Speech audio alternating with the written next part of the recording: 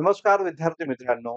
History by Santosh Chavan या आपल्या official YouTube चॅनलवर तुम्हा सर्व विद्यार्थी मित्रांचं पुन्हा एकदा खूप खूप स्वागत.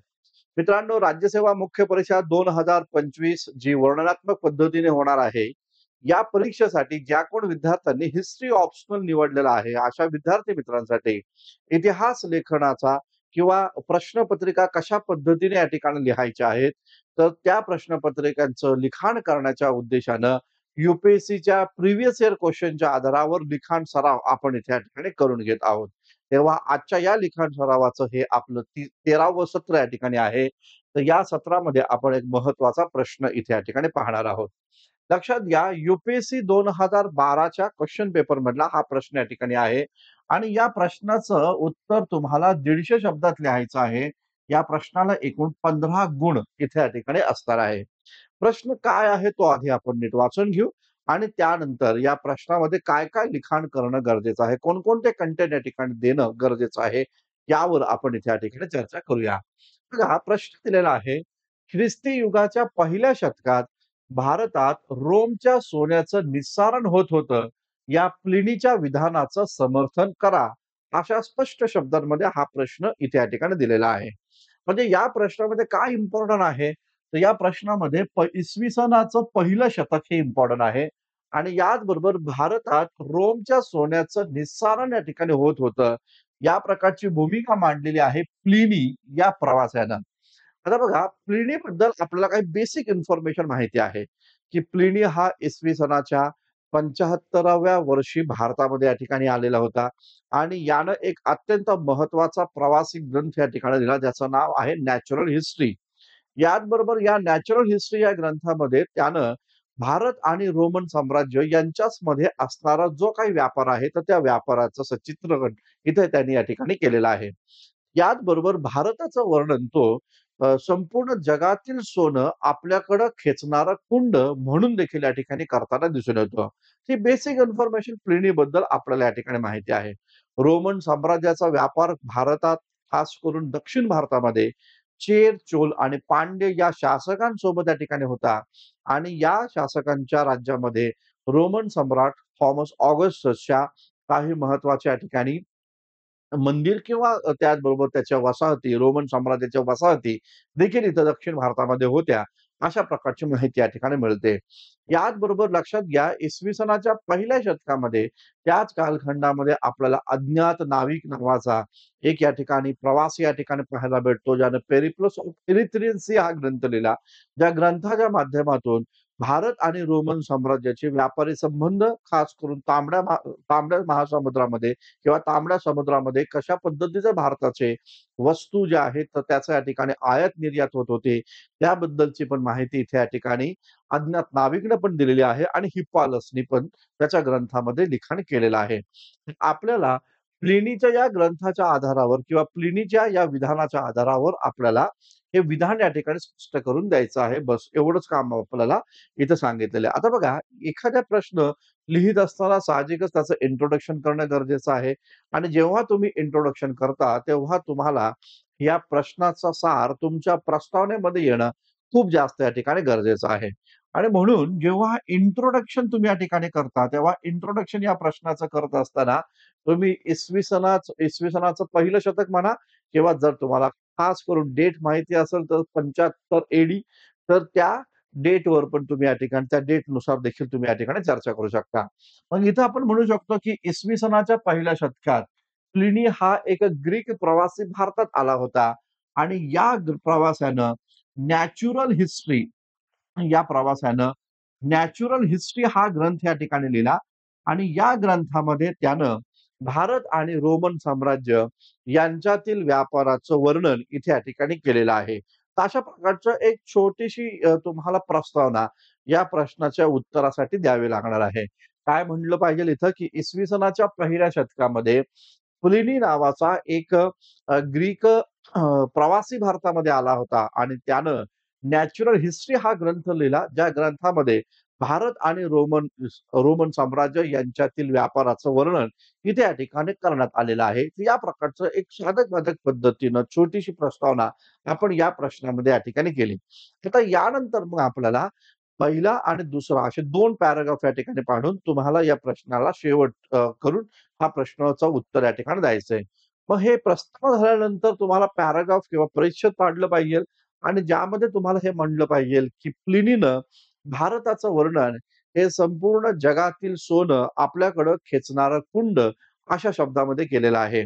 रोमन साम्राज्य जे आहे, तर ते रोमन साम्राज्याचा भारतामध्ये व्यापार होत असताना, या रोमन साम्राज्यानं खास करून मसाल्याचे पदार्थ जे आहेत, तर त्या मसाल्याचे पदार्थ हे आपल्याकडनं या ठिकाणी घेतलेले आहेत आणि या मसाल्याच्या पदार्थांच्या बदल्यात त्यांनी भारताला मोठ्या प्रमाणावर सोनं दिलेलं आहे. या प्रकारची माहिती या ठिकाणी मिळते आणि म्हणून मग ग्रीक ग्रंथांमध्ये आपल्याला पाहायला भेटतं, की खास करून मसाल्याच्या पदार्थांमध्ये काळी मिरी जी आहे, ही काळी मिरी तर तिला खूप मोठ्या प्रमाणावर मागणी या ठिकाणी होती आणि म्हणून ग्रीक ग्रंथांमधनं काळी मिरीला यवनप्रिय या नावानं देखील या ठिकाणी संबोधलं गेलेलं आहे. या प्रकारची माहिती तुम्हाला इथे या ठिकाणी द्यावं लागेल. याचबरोबर काळी मिरी बरोबरच या ठिकाणी लवंग आहे, दालचिनी आहे. तर या प्रकारच्या वस्तूंचा किंवा या प्रकारच्या मसाल्याच्या पदार्थांचा मोठ्या प्रमाणात व्यापार या काळामध्ये होत होता आणि त्या बदल्यात सोनं भारतीयांना दिलं जात होतं. याचबरोबर तुम्हाला हे पण या ठिकाणी सांगावं लागेल, की दक्षिण भारतामध्ये चेर नावाचं जे काही राज्य होतं, तर त्या चेर नावाची राज्याची एक राजधानी होती, जिचं नाव होतं मुजरी किंवा मुजावरी असं पण तुम्ही म्हणू शकता. मुजरी किंवा मुजावरी. तर या मुजरी अथवा मुजावरीमध्ये रोमन सम्राट थॉमस ऑगस्टसच्या 2 वसाहती या ठिकाणी होत्या आणि त्या अ, अ, रोमन सैनिकांनी या मुजरी अथवा मुजावरी या ठिकाणी अ, थॉमस ऑगस्टसचं प्राचीन मंदिर इथे या ठिकाणी बांधलं होतं. या प्रकारचे पुरावे इथे या ठिकाणी मिळतात. याचाच अर्थ भारत आणि रोमन साम्राज्य यांचा व्यापार हा खूप मोठ्या प्रमाणावर इथे या ठिकाणी विस्तृत स्वरूपामध्ये या काळामध्ये केला जात होता. या प्रकारची माहिती या ठिकाणी मिळते. याचबरोबर तुम्हाला हे पण या ठिकाणी सांगावं लागेल, की या कालखंडामध्ये अ, पांड्य राज्य जे होतं आणि त्याचबरोबर चोल राज्य जे होतं, त्यांच्यासोबत देखील रोमन साम्राज्याचे व्यापारी संबंध इथे या ठिकाणी राहिलेले आहेत. मग इथं तुम्ही या ठिकाणी सांगू शकता पॉंडिचेरी जे आहे, पॉंडिचेरी ज्याला त्या काळामध्ये अरिकमेडू या नावानं संबोधलं जात होतं. काय? अरिकमेडू. अरिकमेडू या नावानं त्याला संबोधलं जात होतं. तर या अरिकमेडूमध्ये देखील रोमन साम्राज्याच्या वसाहती या ठिकाणी होत्या. या प्रकारची माहिती या ठिकाणी मिळते. भारतामधनं मोठ्या प्रमाणावर मसाल्याचे पदार्थ खरेदी केल्यामुळं रोमन साम्राज्य जे आहे, तर ते अ, रोमन साम्राज्याचं सोनं हे भारतामध्ये मोठ्या प्रमाणावर या ठिकाणी येत होतं. या प्रकारची माहिती या ठिकाणी मिळते. आता बघा हे सगळं माहिती तुम्ही दिल्यानंतर तुम्हाला मग अज्ञात नाविक जो आहे, तर त्या अज्ञात नाविकाचा दाखला तुम्हाला इथे या ठिकाणी द्यावा लागेल. मग अज्ञात नाविक कोण होता? तर अज्ञात नाविक हा इसवी सनाच्या 3ऱ्या शतकामध्ये आलेला एक महत्वाचा प्रवास या ठिकाणी होता आणि या अज्ञात नाविकनं एक महत्वाचा ग्रंथ या ठिकाणी लिहिला. ज्या ग्रंथाचं नाव होतं पेरिप्लस ऑफ एरिथ्रियन सी. इथे लिहितो बघा. Periplus Periplus of Erythraean Sea. Periplus of Erythraean Sea. Erythraean म्हणजे कोणता? कोणता समुद्र? तर इरिथ्रियन सी म्हणजे या ठिकाणी तांबडा समुद्र.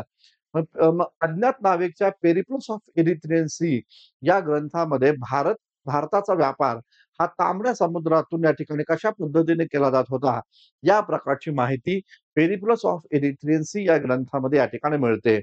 अज्ञात नाविक या पेरिप्लस ऑफ इरिथ्रियन सी या ग्रंथाच्या माध्यमातून एक महत्वाची माहिती देखील आपल्यापर्यंत या ठिकाणी पोहोचवतो आणि तो असं म्हणतो, की इसवी सनाच्या 3ऱ्या शतकामध्ये 3rd सेंच्युरी एडी या दरम्यान इसवी सनाच्या 3ऱ्या शतकामध्ये रोमन साम्राज्यानं भारतासोबतचा व्यापार हा इथे या ठिकाणी थांबवला होता. याचं कारण असं होतं, की रोमन साम्राज्याचं सोनं हे भारताकडे मोठ्या प्रमाणावर गेल्यामुळं रोमन साम्राज्यामध्ये सोन्याचा तुटवडा या ठिकाणी भासू लागला आणि म्हणून मग रोमन साम्राज्यानं या कालखंडामध्ये म्हणजे इसवी सनाच्या 3ऱ्या शतकामध्ये भारतासोबत केला जाणारा व्यापार हा इथे या ठिकाणी संपुष्टामध्ये आणलेला आहे.